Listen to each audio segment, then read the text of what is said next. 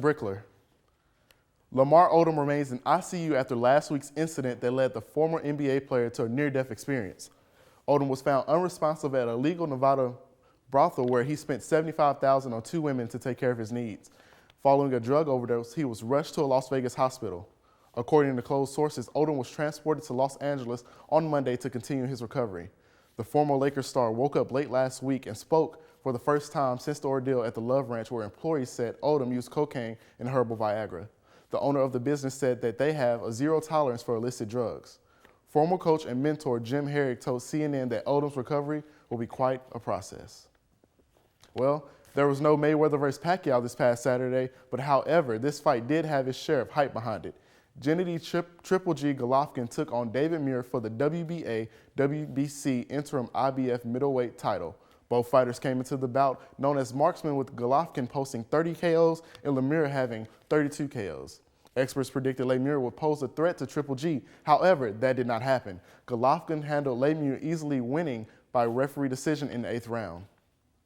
Mississippi State's rugby club, also known as the Mad Dogs, began this season September the 19th against the Florida Gators in Gainesville, Florida, with a loss 55-19. They returned back to Starkville to defeat Ole Miss this year 45-7 and gained their first win of the season.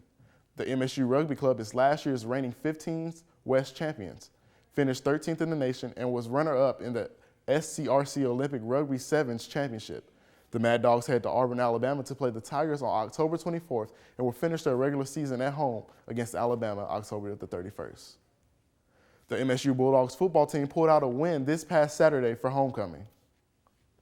The MSU Bulldogs defeated the Louisiana Tech Bulldogs with a 42-20 victory. Starting off slow in the first quarter, MSU fell into a 14-point deficit. However, Mississippi State did not let that stop the momentum. The Bulldogs rallied after a rough start to put together a decisive win.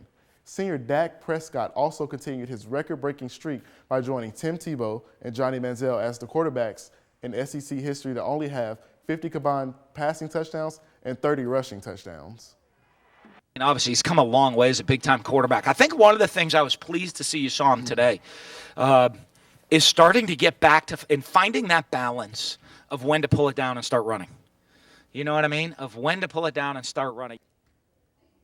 Big news. On Saturday, the University of Memphis upset number 13 Ole Miss in a football game that made history. This game was the first time since 1976 that Ole Miss was beaten by a non-SEC team while they were ranked. Ole Miss was off to a good start with a 2-score lead until Memphis showed up and scored 31 points. This 31-point triumph by Memphis would be the only one that Ole Miss could not recover from, scarring the team's conference record to 2-1. The final score was 37-24, making Memphis now 6-0. This Saturday, you can catch Ole Miss as they will be playing Texas A&M in Oxford, as Memphis will travel to Tulsa, Oklahoma to take on the Golden Hurricanes.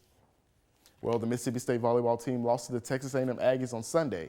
MSU dropped all 3 matches to the Aggies. Despite losing the game, sophomore Peyton Harris recorded her 1,000th dig in only her second year as a Bulldog. Harris is only 106 digs away from joining the top 10 list of MSU players who have digs of all time. The Bulldogs' next game will be on the SEC Network at 7 p.m. as they travel to Columbia to face the Missouri Tigers.